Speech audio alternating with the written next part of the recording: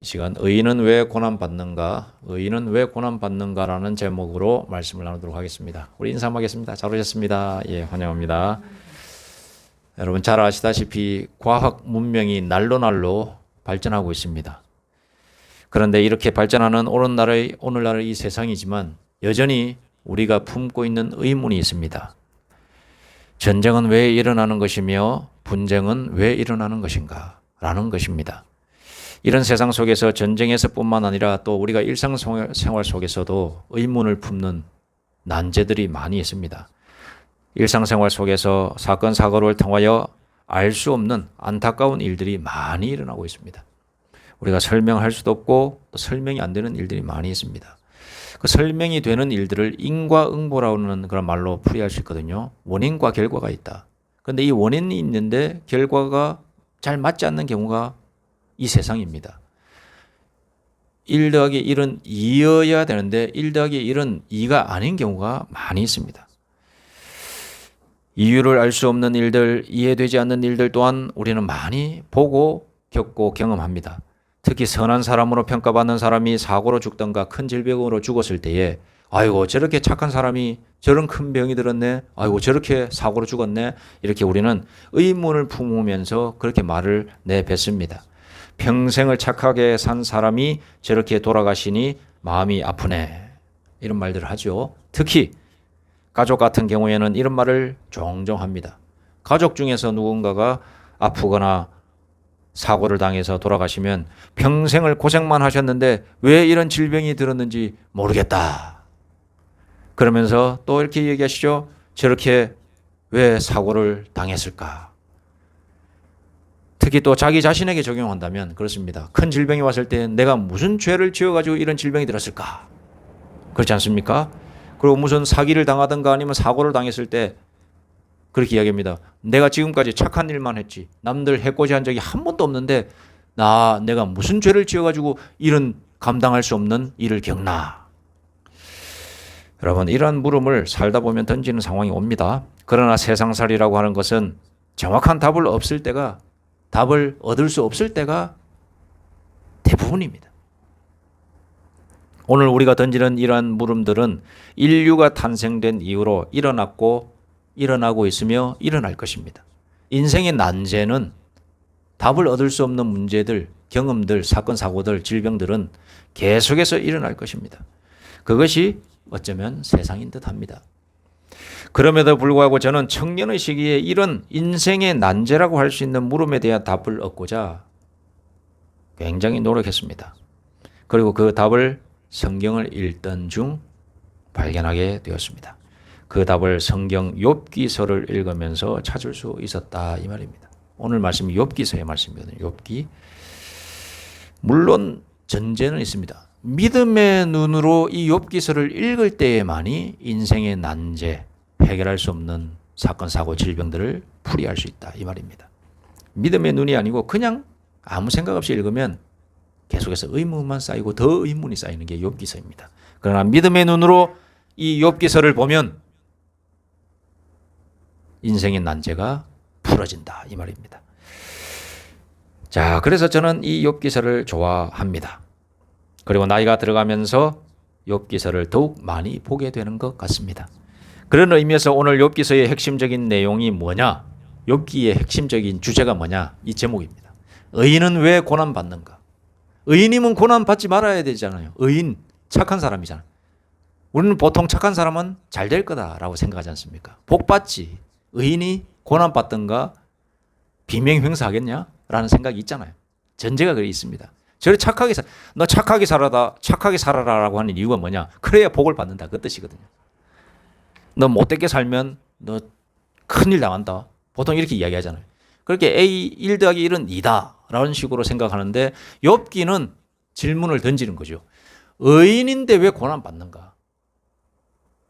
이게 앞뒤가 안 맞는데 왜 이런 일이 일어나는가에 대해서 다 우리에게 질문을 던지고 있기 때문에 그리고 그 답까지 제시해주고 있기 때문에 굉장히 오늘날을 살아가는 사람들 아니면 이 세상을 살아가는 사람들에게 큰 의미가 있는 성경 말씀이다라는 것입니다. 자, 먼저 욥은 누구인가? 욥기에 욥은 사람이거든요. 욥은 지명이 아니라 사람입니다. 이 욥이라고 하는 사람이 딱 등장하고 있습니다. 이 욥은 하나님이 욥기 1장 8절 1장에 시작하면서 이렇게 이야기합니다.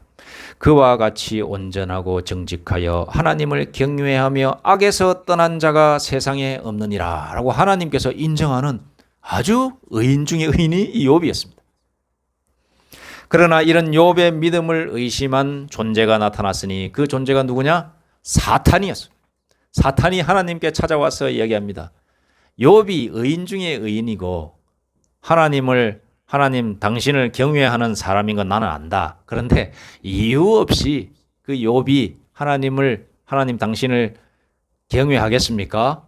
믿겠습니까? 이렇게 딱 말합니다. 그랬더니 하나님께서 말씀하시기를 아니다. 이 욥은 이유 없이 나를 경외하며 나를 사랑한다. 이렇게 얘기합니다. 그랬더니 사단이 코웃음을 치면서 아이고 다 원인이 있으면 결과가 있는 겁니다. 욥을 딱 보니까 욥이 오늘날로 말하면 삼성 이재용 회장처럼 거부해요. 낙타와 소와 이런 것이 그 당시에 몇천 마리씩 있는 거예요. 그러니까 노예들도 많고 종들도 많고 자녀도 10명의 자녀가 있는 거예요. 자녀들도 다 경건하게 살아요. 그러니까는 세상적으로 보나 외모로 보나 부족한 것이 없는 사람이 욥이었어요. 자, 하나님께 복을 받아가지고 저렇게 잘 되어 있으니까 하나님을 경외하고 매일 제사 드렸다고 하거나 예배를 드렸다고 합니다. 욥이 그런 사람이었어요. 그러니까는 매번 자식이 죄를 짓지 않나 생각하면서 오매올망 하나님께 또 내 자식의 죄를 용서해 주옵소서라고 제사를 또 드리고 또 자기의 죄가 있나 생각하면서 항상 스스로 생각하기에 쉽게 말해서 오늘날 말하면 교회 잘 다니면서 하나님께 헌금도 많이 하고 항상 다 죽어가는 사람들, 이웃 사람들 바라보면서 이웃 쉽게 말해서 그 선행도 많이 하는 아주 뭐 팔방미인의 인성까지 갖춘 그런 존재가 바로 이 욥이었는데, 자 보십시오. 저렇게 잘 되어 있으니까 남도 덥고 하나님도 잘 믿는 것이지, 저렇게 잘 안 되어 있으면 저 사람 다 그 재산 다 사라지고 자식들 다 죽으면 그래도 하나님을 경외할까요? 사단이 그렇게 이야기하는 겁니다. 그랬더니 하나님께서 이 이야기는 욥도 모르고 나중에 나올 욥의 세 친구들도 하나님의 세계에서 일어나는 일은 몰라요. 그런데 이 욥이 하나님께서 허락합니다. 욥의 생명은 건드리지 말고 사탄아 네가 하고 싶은 대로 한번 해봐라. 그가 나를 경외하는지 경외하지 않는지 내가 한번 보겠다. 이렇게 허락을 해주세요. 그때부터 사단이 욥이 살고 있는 땅으로 내려가서 욥이 가진 물질적인 것들 그리고 그의 가족들까지 다 쳐서 10명의 자녀도 죽고 재산도 다 없어지고, 그러고 나서 이제 괴로워하고 있을 때에 그래도 하나님을 저주하지 않는 것을 보고 사탄이 생명은 가져가지 말라고 했죠. 하나님께서 어디까지 치느냐? 그의 몸에 악성 종기를 주면서까지, 그러니까 괴로움을 주는 거예요. 육신적 괴로움까지 주면서까지 괴롭히는 장면이 딱 나오고 있는 겁니다. 자, 거기까지만 말씀드리겠습니다. 욥의 지금 상태가 그렇게 되는 겁니다. 욥이 사탄에 의해서, 하나님께서 허락하신 사탄 시험에 의해서 자녀 10명이 죽었습니다. 자기가 가지고 있던 모든 재산이, 이재용 회장이 쉽게 말씀드려서 다 부도나고 삼성전자, 삼성반도체 다 망하고 얘는 재산이 없는 거예요. 그러면 그냥 동네 아저씨잖아요. 근데 몸까지 아파. 악성종기가 피부병이 머리끝부터 발끝까지 다 해서 기왓장으로 벅벅 긁어야 될 정도로, 그래야 잠이 올 정도로 견딜 수 있을 정도의 고통이 그의 몸에 찾아왔다라고 기록되어 있어요. 그러니까 벅벅 끓고 있으면서 거지꼴된 상태에서 벅벅 끓고 있는 거예요.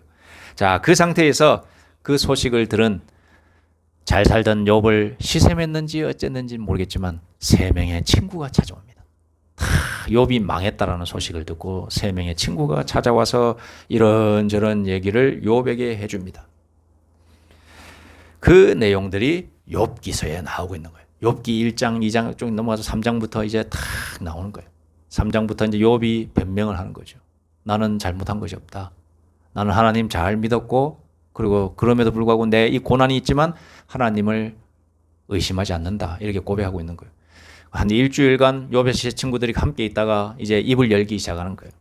자, 그 중에서 친구가 3명이 있는데 한 명의 이름은 엘리바스, 그리고 빌닷, 소발, 요 세 명의 친구가 한마디씩 하기 시작하는 거예요. 그러면서 4장부터 4장, 5장, 6장, 7장 이렇게 하면서 쭉 이게 42장까지 있거든요. 욥기가. 그 내용의 거의 3분의 2가 그 세 명의 친구와 주고받는 대화, 욥과 이 세 명의 친구가 번갈아 가면서 대답하고 변명하고 대답하고 변명하고 이런 식으로 해서 쭉 전개되는 책이 바로 이 욥기서예요. 그런데 그 대답을 하면서 그 하는 말들을 가만히 보면은 우리가 흔히 생각하는 말, 고난당한 사람에게 우리가 가질 수 있는 그러한 생각을 엘리바스도 빌닷도 소발도 고난당하고 있는 욥에게 공격하고 정죄하고 네 잘못이다라고 지적하는 내용들이 쭉 많이 나옵니다. 그것을 그 사람들을 우리가 욕할 수 없어요. 왜냐? 우리도 어떤 사람이 잘못됐을 때에 그렇게 욕할 때가 있거든요. 네가 임마 그렇게 된 거는 네가 무슨 죄를 지었기 때문이야. 네가 뭘 잘못했기 때문에 막 그렇게 된 거지. 그냥 된 게 있어?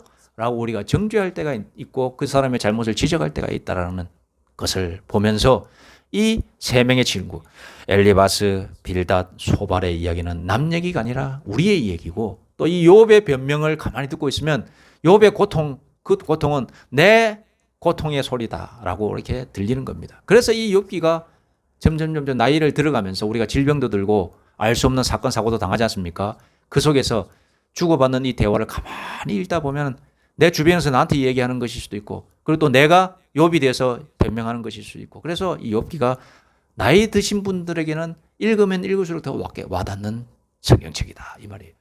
자, 그럼 좀 더 구체적으로 말씀드려서 엘리바스, 빌닷, 소발이 뭐라고 얘기했느냐? 그 세 사람의 말들을 한마디로 요약하면 이것입니다. 고난을 당하는 것은 죄 때문이다. 네가 망한 것은 죄 때문에 그렇다. 네 잘못이다. 이렇게 이야기를 하고 있습니다. 엘리바스가 욥기 4장 7절에 이렇게 이야기합니다. 생각하여 보라. 죄 없는 자가 망한 일이 있는가? 정직한 자가 끊어진 일이 있는가? 즉 이 말은 욥아 네가 이렇게 망한 것은 틀림없이 숨겨진 죄가 있기 때문이다. 이 뜻이거든. 네가 말은 하지 않지만 우리한테 말하지 않는 너 죄가 있어. 그 옛날에 그렇게 했지. 너 그것 때문에 지금 망한 거야.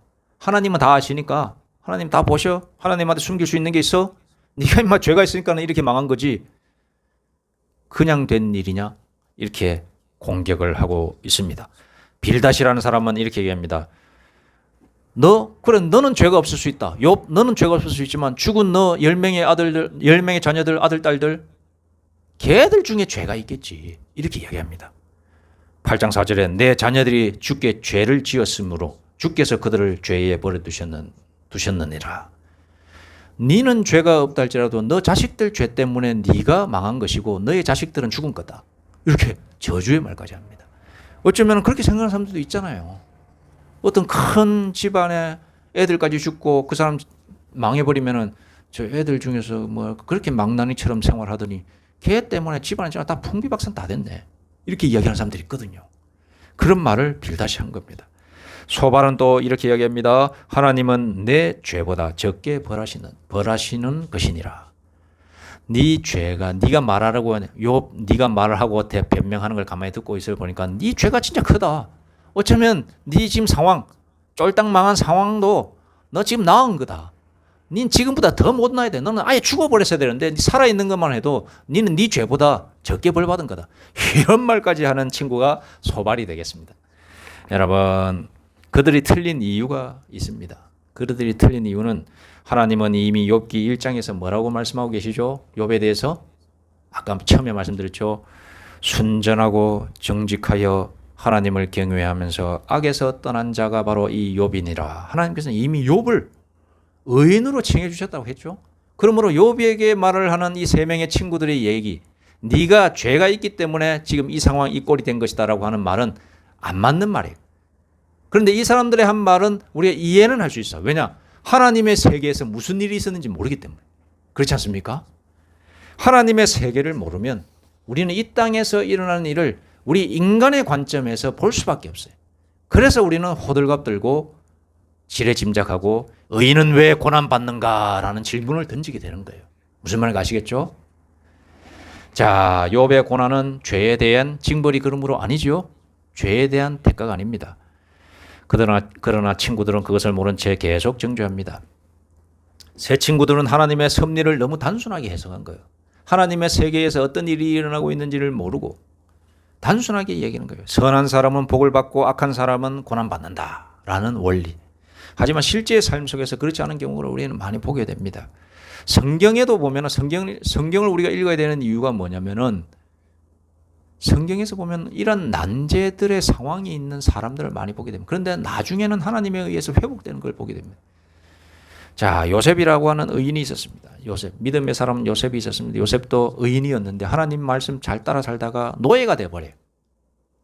하나님 말씀 잘 따라 살면 노예가 되지 않고 부자가 되든가 아니면은 높은 사람이 되어야 되는데 오히려 노예가 돼버려요. 그런데 결국에는 이집트의 총리가 돼요. 다윗이라는 사람도 있습니다. 다윗 왕은 기름 부음을 받았어요. 기름 부음 받아서 하나님의 기름 부음을 받은 자는 나중에 왕이 되거든요.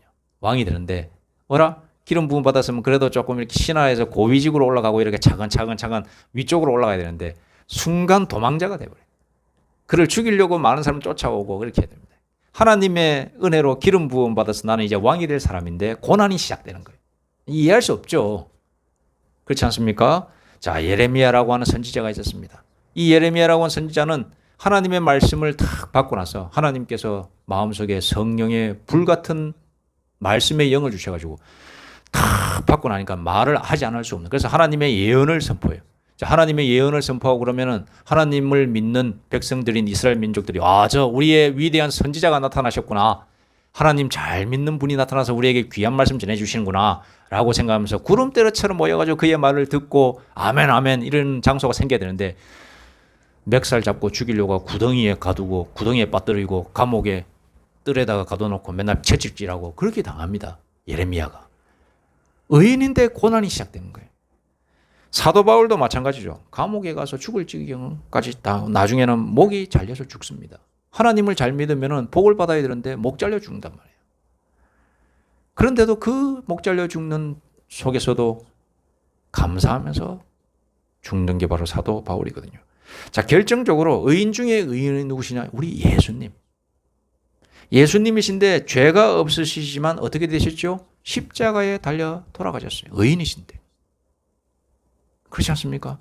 누가 예수님을 향하여 저 사람은 죄가 많아서 십자가에 못 박혔다라고 이야기할 수 있겠습니까? 우리는 지금 이렇게 얘기할 수 있지만 성경을 보면 예수님을 못 박았던 그 시대에 있었던 사람들 그 밑에서 못 박힌 예수를 바라보면서 네가 하나님께 저주를 받지 않았다면 거기에 왜 매달려 있느냐라고 손가락질 했다고 기록이 있어요. 그 말은 뭐냐? 너는 네 죄 때문에 죽는 거다. 이렇게 손가락질 했다면. 그런데 예수님은 의인이셨어요. 죄가 없으신 의인이셨습니다. 자, 그럼 뭐냐? 하나님은 오늘 욥기서를 통해서 뭐를 말씀하시고자 하느냐? 모든 고난의 이유를 이 세상 속에서는 다 설명할 수가 없다라는 거예요. 이 세상에서 받는 고난, 이해할 수 없는 인생의 난제들을 완벽히 인간들은 이해할 수 없는 세계가 있다는 거예요. 무슨 말인가 아시겠죠? 하나님의 계획은 인간의 이해보다 훨씬 크다는 겁니다. 그래서 욥기서를 그냥 읽으면은 믿지 않고 믿음이 없는 믿음의 눈으로 바라보지 않으면 이해가 되지 않는 책이 이 욥기서예요. 그러나 믿음의 눈으로 하나님을 믿는 하나님의 세계에 뜻이 있을 것이라고 하는 그런 믿음의 눈으로 이 성경 욥기서를 읽으면 하나님의 나라에서 어떠한 뜻이 있으셔서 오늘날 내가 이런 알 수 없는 고난을 받는가라는 것까지 가게 되면 그 고난을 받아들이는 경지까지 올라가게 된다. 이 말씀입니다. 새 친구들의 문제는 교리가 없어서가 아니었습니다. 하나님은 죄를 심판하는 분이 맞지만 문제는 그들에게 사랑이 없었기 때문입니다. 하나님은 사랑이시고 공의이십니다. 동시에 같이 가시죠. 자, 새 친구들은 회개만 외쳤지 다른 건 외치지 않았습니다. 사랑을 외치지 않았습니다. 그것이 문제였습니다. 그러나 하나님은 공의와 사랑을 함께 보여주신다라는 겁니다. 물론 욥기서를 읽다가 보면 욥도 완전하지 않다는 것을 발견하게 됩니다. 때때로 하나님과 항변했고 불평했습니다. 그러나 욥과 친구들의 결정적 차이는 무엇이냐? 친구들은 이 세 명의 친구들은 하나님에 대해서 지식만 말을 한 거예요. 우리가 하는 하나님은 이런 일이 되는 것이다. 그러나 욥은 어떻게 고백하느냐? 하나님에 대해서 얘기했어요. 하나님께 말을 했어요. 하나님께 씨름하며 하나님께 나아갔습니다. 하나님 속에서 뭔가를 문제를 해결하려고 했어요. 하나님은 이런 분이니까 이렇게 생각하지 않고 하나님 나를 고쳐주시옵소서, 나를 회복시켜 주옵소서, 나의 믿음 없음을 불쌍히 여겨 주옵소서라고 하나님께 부르짖었던 사람이었어요. 그런데 세 명의 친구는 하나님은 이런 분이야, 하나님은 저런 분이야, 하나님은 이렇게 이런 세계에 계신 분이라고 자꾸 해서 설명하려고 했어요. 하나님에 대해서. 그러나 욥은 그렇게 설명하는 것이 아니라 하나님은 그런 분인 줄 안다. 그러나 하나님 나의 이 고난 속으로 들어오셔서 이 고난을 해결해 주옵소서. 내가 이 고난을 감당할 수 있도록 해 주옵소서라고 하나님께 부르짖은 사람이 욥이었어요. 그 차이였어요. 그래서 우리는 욥기를 읽으면서 결정적으로 깨달아야 됩니다. 우리는 하나님에 대한 지식을 많이 얻으려고 하는 것이 아니라 하나님 나와 함께 해 주옵소서라고 우리가 하나님 안으로 들어가는 거예요. 하나님에 대해서 많이 알려고 하지 마십시오. 물론 알아야 되는 것도 있지만은 하나님 나를 붙들어 주시고 나에게 믿음을 주옵소서라고 말을 하는 것, 기도하는 것이 굉장히 중요하다는 사실을 우리는 알아야 된다 이 말씀입니다. 그렇습니다. 정리하겠습니다. 새 친구들의 신앙은 원인만 찾았습니다. 정죄했습니다. 공의만 말했습니다. 하나님을 공식적으로 그냥 이해만 했습니다. 그런데 욥은 어떻게 했느냐? 이해하지 못해도 하나님께 나아가서 부르짖었습니다. 고난 중에 어떻게 했느냐? 멀리 떨어져서 하나님 나는 이 고난 이해할 수 없으니까 하나님으로부터 떠나겠습니다가 아니라 고난을 가지고 하나님 속으로 뛰어든 사람. 하나님 내 이 고난이 있습니다. 이 고난을 해결해 주옵소서. 해결할 수 없으면 이해라도 시켜 주옵소서. 라고 계속해서 하나님을 붙들었습니다. 그리고 대속자를 기다렸습니다. 자, 오늘 말씀. 내가 알기에는 나의 대속자가 살아계시니 마침내 그가 땅 위에 서실 것이라. 대속자, 나를 대신해서 나의 죄를, 나의 고난을, 나의 이 아픔을 대신 뒤집어 쓰시고 돌아가실 대속자. 내가 죽게 대하여 귀로 듣기만 하였사오나 이제는 눈으로 주를 배움나이다. 지식으로 하는 하나님이 아니라 하나님을 만난 욥의 고백을 보게 되는 것입니다. 자, 욥기의 결론은 그것입니다. 왜 고난이 왔는가 보다 더 깊습니다. 고난의 이유를 다 알지 못해도 하나님을 신뢰할 수 있는가? 고난을 이해할 수 없어도, 이 땅에서 이해할 수 없어도 하나님의 나라에 가면은 그 이유를 알 수 있을 거야 라는 그런 믿음. 그 믿음은 하나님을 신뢰한다면 그 믿음이 생겨날 것입니다. 이 욥기의 말씀을 통하여서 우리도 다 이런 고백하기를 원합니다. 내가 죽게 대하여 귀로 듣기만 하였사오나 이제는 눈으로 주를 배움나이다 라고 고백할 수 있는 깊은 신앙인이 될 수 있도록 간절히 소망합니다. 기도드리겠습니다. 하나님 아버지 감사드립니다. 저희에게 믿음과 사랑과 소망을 주시니 감사합니다. 언제나 하나님을 바라보게 하여 주시고 지식으로만 하나님을 받지 않게 해주시고 체험하며 우리가 눈으로 볼 수 있는 주님을 경험케 하여 주옵소서. 예수님의 이름으로 기도드립니다. 아멘.